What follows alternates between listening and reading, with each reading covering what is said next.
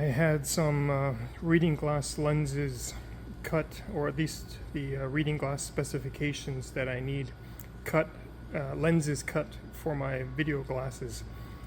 And it's not pretty, but I glued them into place because they wouldn't snap into place. And I recorded something.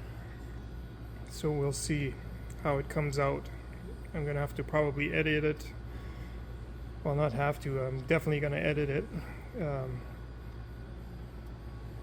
Not too many people are gonna want it and watch this real time. So anyways, hope to upload some more content this weekend.